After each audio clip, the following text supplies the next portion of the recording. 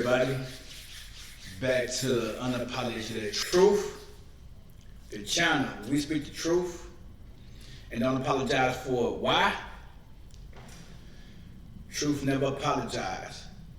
Alright, today we're gonna get to the beginning, the precursor of the RFID chip implant in humans.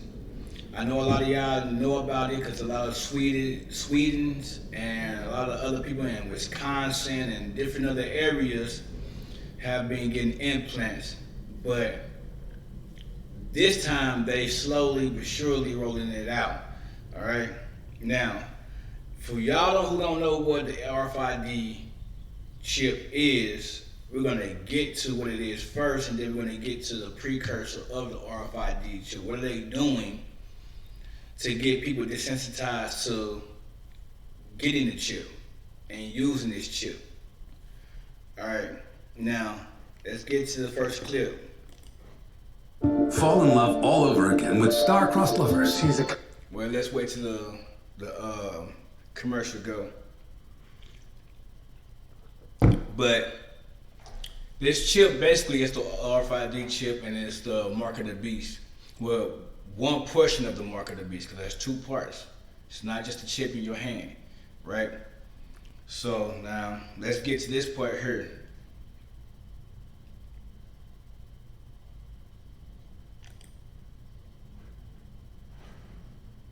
Human microchips.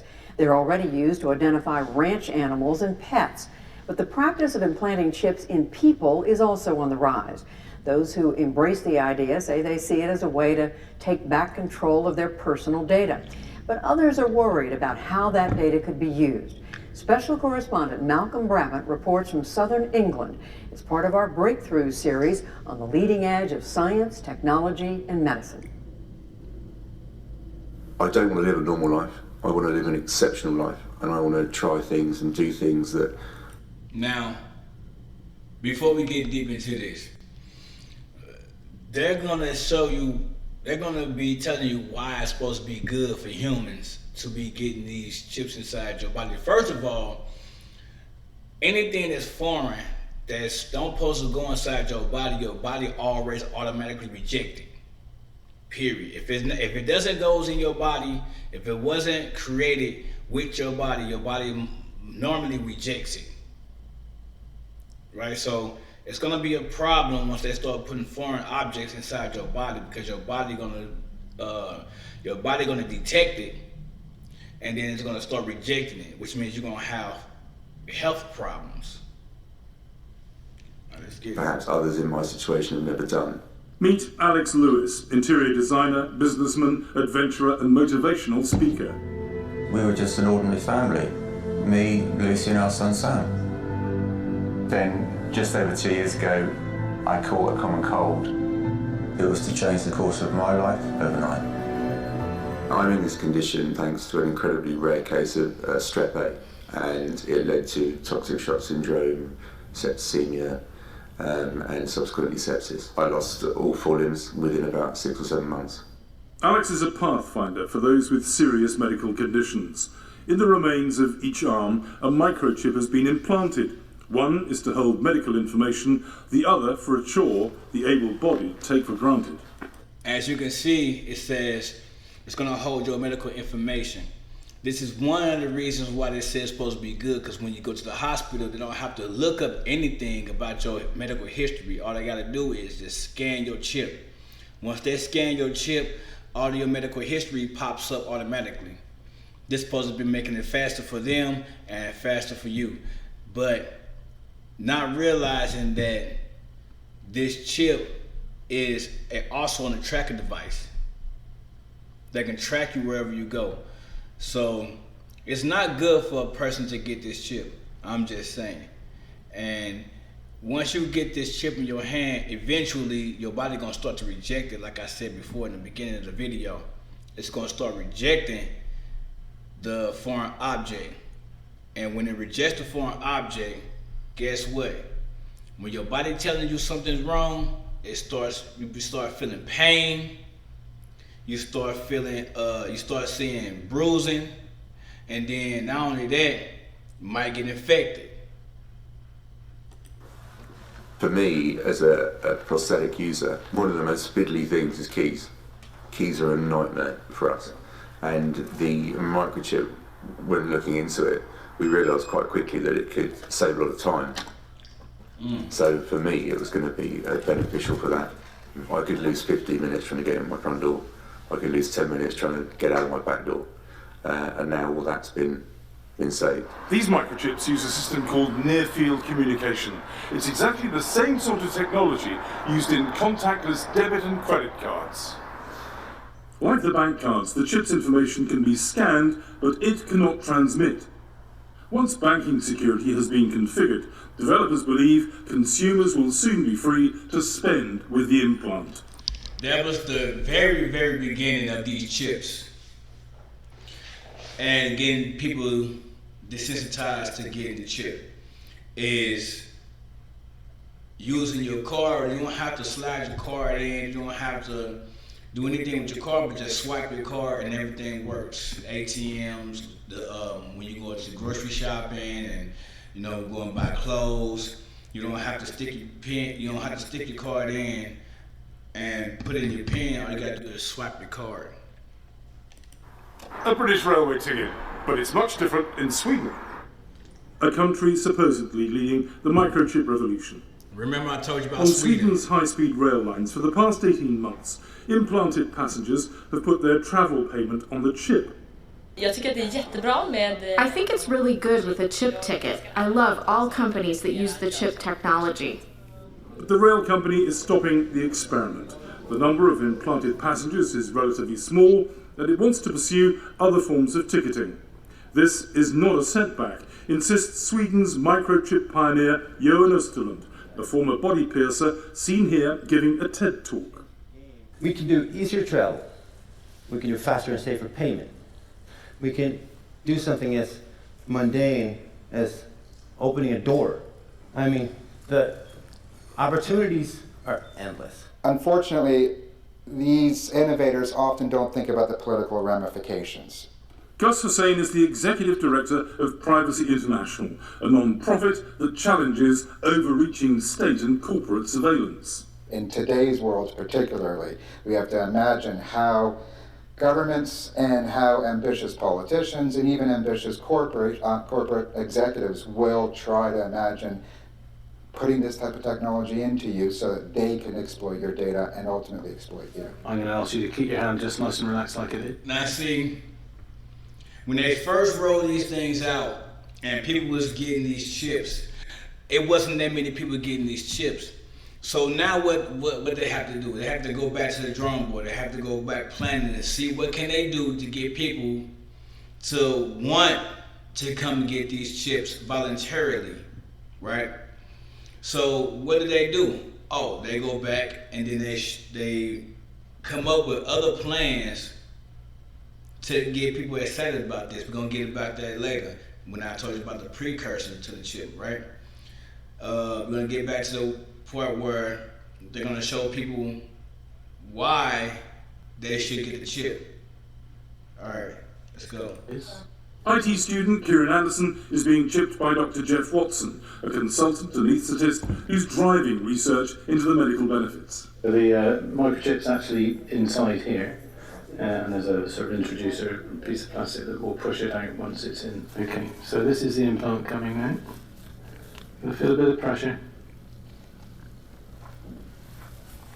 And a bit of a clunk. So you're now a cyborg. Welcome. Not too painful? No, that's fine. Kieran has a near-field communication microchip in his hand, and that can be used to store data, store information, his name, address, contact details, anything he chooses to put on there, blood type, allergies, basic medical information. The idea of everything being able to commute together excites me quite a lot. So, automatic payments and that sort of thing without you having to actually do anything. The idea of this chip is that it's not transmitting anything. It has to be actively read. You choose who can read it and when they can read it. I think that gives us a lot more personal control over our information than your mobile phone is giving away. But Privacy International's Gus Hussain is yet to be convinced. Already governments are keen to capture your fingerprints. They are keen to capture your iris scans, and they want to be able to do this at a distance so they can identify as you walk through areas. They're doing facial recognition. These are all fallible technologies. They're hard to do well, but the idea that they could actually just embed you, it is the modern form of tattooing barcodes on people, and we've seen governments do that in the past. This is just the next generation. Stephen Northern, the co-owner of the British Implant company, believes those fears are exaggerated. So I've been compared to Hitler before for microchipping people. It's been commented, but I mean, I can't really see the connection personally. I can understand people have very strong views. There's big ethical arguments around microchipping people, but currently it's by choice. No one is enforcing you have to be microchipped. If that happens, completely different ball game and lots more arguments to be had around it. Exactly. So right now, they want you to voluntarily come and get the chip. But later on down the line, they're going to have it mandatory. It's going to be mandatory that you go get the chip. Or you won't be able to go to the store and buy anything. You won't be able to sell anything. You won't be able to go to the hospital, because when you go to the hospital, guess what? You're going to have to use the chip to even check in. They got chip readers all over the place. So right now, they're trying to desensitize you to the fact of getting the chip, so you can voluntarily go get the chip, willingly and happily go get this chip. Then they're gonna make it mandatory. When they get enough people that's voluntarily got microchipped, the rest of the civilization they're gonna make mandatory for you to get it. Eddie Curry favours using chips to replace keys at his weekly newspaper on England's southern coast. He fears the publication is at risk in the changing global media market and wants to attract new income by turning the company into a hub for digital innovators. I'm well aware that this technology could be used for all sorts of sinister things, but for us here, we're an ethical firm. We don't envisage doing anything more than that, and we wouldn't force anybody to have one because we can understand they may be reticent about it. But the majority of staff have rejected the offer to be chipped. The benefits, of just being able to open a door wouldn't really be sufficient for me to have something implanted in my body. Well, I've only got any concerns because obviously this is quite a small company, and I don't think it will be abused here. I suppose somebody has got to be the trailblazer so that other people can see how it works. I don't want that to be me. Jeff Watson sees huge potential, especially in the medical field, for those with illnesses such as diabetes. Take a diabetic who collapses in the street and people don't know what to do. By the time the ambulance has arrived and worked things out, it may take hours before they're properly treated. Whereas a simple... Do you see what they're doing? They're giving you excuses on why you should get the chip. Oh, what if you collapse in the street? Nobody know who you are, your name, where you from, your family members. All we have to do is scan your chip and all your history will pop up. We know who you are. We know where your ailments is, what all your sicknesses is. We can quickly treat you. Do you see where it's going? You see how they're trying to smooth it over onto the people? Instruction read from the phone. My name is Joe Bloggs. Please contact this number for my next of kin. I'm diabetic. Please give me some sugar and it should make me feel better. Those kind of things could make life-changing advances for individuals. The chips can be read by scanners installed in the latest mobile phones. So how easy would it be for a hacker to steal the information from the implants used by Alex and others? Any technology is open to abuse and anybody would be able to hack it. In order to hack these devices, it has to be held still for a period of time. At the moment, I think that takes about 3 to 4 hours to hack it. There we go, Liv. Thanks very much. Thank you. Thank you. Alex's wife Lucy is not troubled by security concerns, and is looking forward to the second generation of chips. Alex travels overseas an awful lot. Before he goes overseas, I have to do this whole packaging of medication, what medication he's on, and passports. I'm always worried about who has his passport. And so all of those things, it will eventually come into its own that he'll be able to use all of that information without me worrying about where it is or who. Your passports, your ID, your debit cards, your credit cards, all will be stored on this chip. Everything about your whole life will be stored on this chip. This is how they smoothing people over. Everything will be so convenient for you. You won't have to go through your wallet. You won't have to try to find your passport to get on airplanes. And your ticket, when you buy a ticket, guess what? Your ticket will be on your chip. All you gotta do is scan your chip and your ticket will pop up on the screen. You see how they're trying to smooth this over so people can be excited about this, but not knowing that they're going against the Most High God by getting this chip.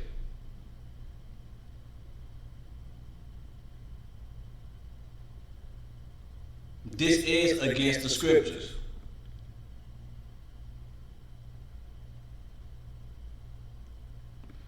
All right, let's get more. At present, Alex Lewis relies on a driver, but he hopes the next breed of implants will put him behind the wheel.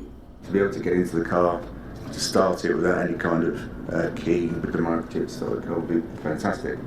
But it just opens up a bit more freedom for me. Privacy International's Gus Hussain insists he's not a Luddite, a person opposed to new technology. Every technology that comes along has to be treated with complete suspicion until we're able to sort out the ethical barriers around our actions. I live an incredible life, a life that I'm incredibly happy to be living. As this technology improves, the debate will intensify as to whether implants generate or diminish freedom, as well as the many shades of grey in between. For the PBS NewsHour, I'm Malcolm Brabant in Southern England. All right, now, we see how they're trying to smooth you over, right? They're trying to smooth you over so they can be like, okay, yeah, we can go get this chip because it's more convenient than anything else, right? Now let's get to the precursors of these chips, right? Let's see how they're trying, let's see the precursors of what they're trying to do to get you to get this chip.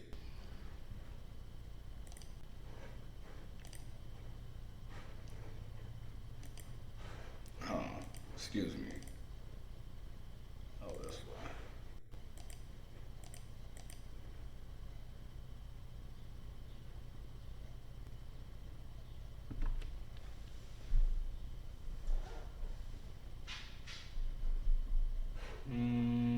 Go.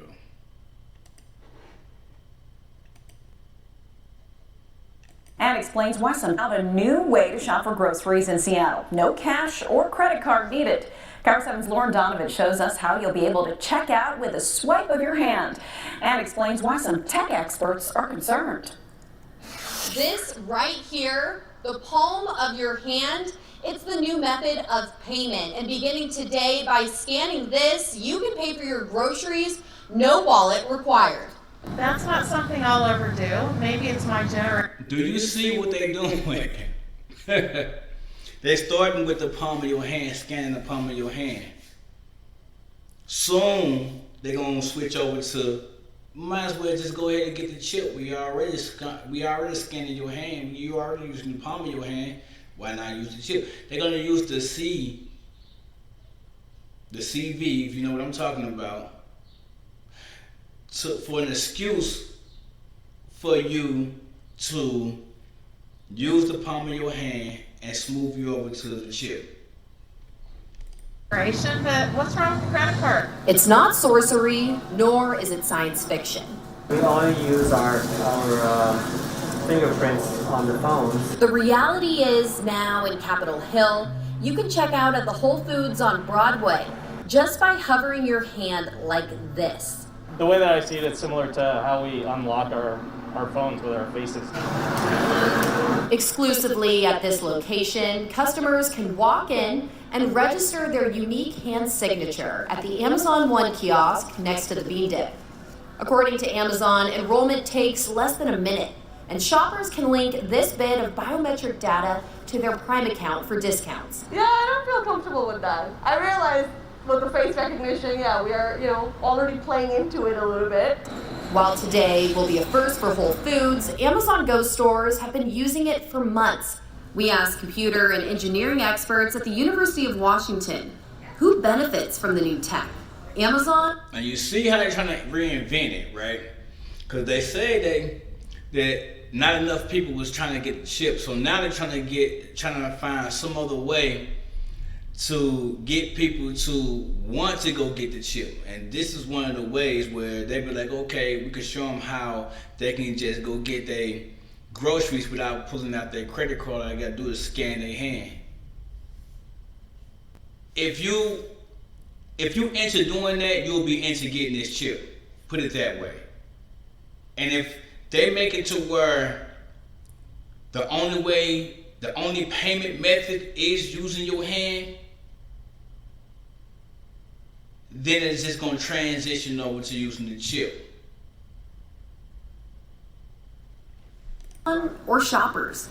I don't think customers gain a lot from this. I think it's about as fast as touching a credit card to a payment terminal. We already have the ability to know. Look how happy he is about this. As for security concerns, one UW professor says the palm may prove more secure than a thumbprint or a facial scan. But for your palm, it's kind of hidden, it's internal. So you need a camera right here to be able to capture that. So it might be more secure way of identification. That individual piece of technology is not particularly scary from a price. This guy is excited. He is excited about this. Look at his facial expression. Look how big his smile is. He is very excited about it. His eyes are wide open, like, yeah, this is something that we need right here. This is something that we're gonna need this. We're gonna need this. This is something society should be excited about. Please. Nobody's gonna be excited about trying to get the mark of the beast. Nobody's gonna be. I'm not gonna be excited about it. I know a lot of people are, but I'm not. My family not. What about you and your family? Are you gonna be excited to get the mark of the beast? Privacy perspective, but we should be careful about what it means is coming next. According to Amazon, thousands of people here in the Seattle area have already signed up for Amazon One. And the plan moving forward is to offer this contactless payment option with the palm of your hand to 7 other Whole Food locations in the Seattle area over the coming months. Reporting in Seattle, Lauren Donovan, Cairo 7 News. Well, forget it. All right, now we see. The pay is awesome. Excuse me. It allowed me to make a. Alright, now we see that Amazon is using the palm reader. Right? They're trying to smooth you over so that when the chip comes about again, when they reintroduce the chip, you're already desensitized to it. You're already using your palm, so why not use a chip? Right? Alright. Now we see Amazon doing this. Let's see who else is using this type of method. Can I help you? Yes, I'm going to check into my appointment. So it's the very first time you come to our doors, we enroll you, which means we scan your palm, we take your photo. Right, see the camera's right here. Your palm scanning creates a very unique digital signature, which is a string of numbers, and we store that in our system. Now this is a hospital. This is a hospital. They also is starting to use the palm reader. They also would end up using the Rfid chip implant later on down the line. You see it spreading everywhere. This palm reader is going to spread everywhere. It's going to be in Walmart. It's going to be in Target. It's going to be in all the clothing stores. Wherever you go, malls, wherever you go, they're going to use this. And then they're all going to slowly transition you into using the Rfid chip, aka the mark of the beast. Subsequent time when you come in, you put your palm, we ask basic identification. And your name is? Oh, you input. And then we identify you through our system, and your photo comes up in the front of the screen.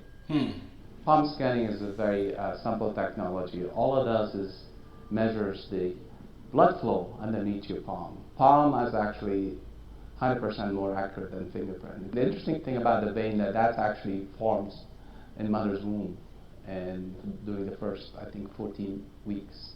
And so it creates a unique pattern. After that, it just stays the same throughout your life. Even two identical twins has different signature.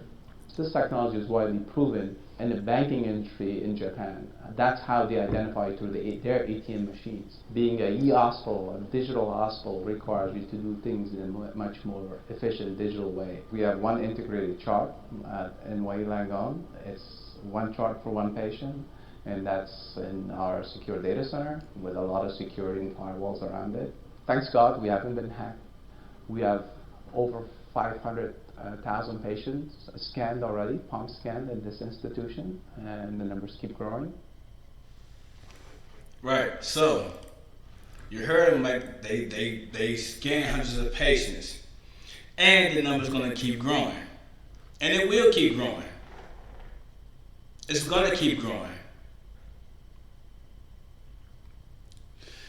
Now, as you can see, they are trying to reintroduce the RFID chip by introducing other payment methods by using your hand.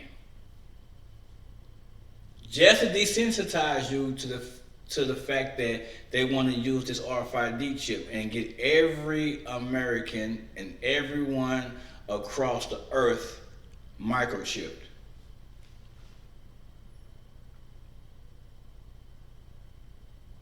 I don't know about you, but me and my family, we're not going to get this chip. We're not going to use the palm reader or none of that. Which means you have to be self-sufficient. Get you your own land, grow your own food, slaughter your own meat. You won't need them from anything. Make your own clothes. So, that's all I have for you today. Like, comment, subscribe, share the video, share it with everyone, share it with people who you know that wants to know the truth, or share it with people that you want to wake up and open their eyes from this matrix.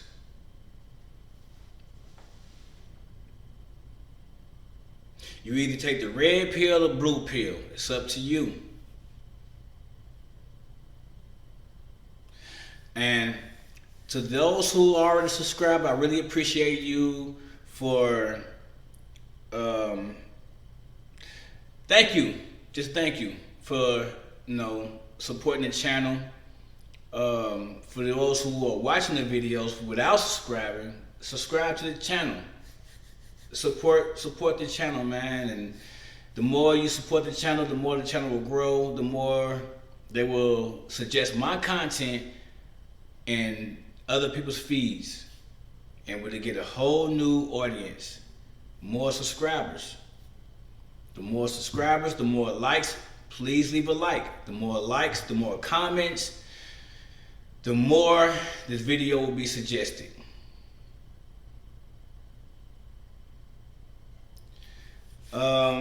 That's all I have for y'all today. This is Unapologetic Truth, the home of the truth, the channel where we speak the truth and don't apologize for it. Why? The truth will never apologize. I'm out.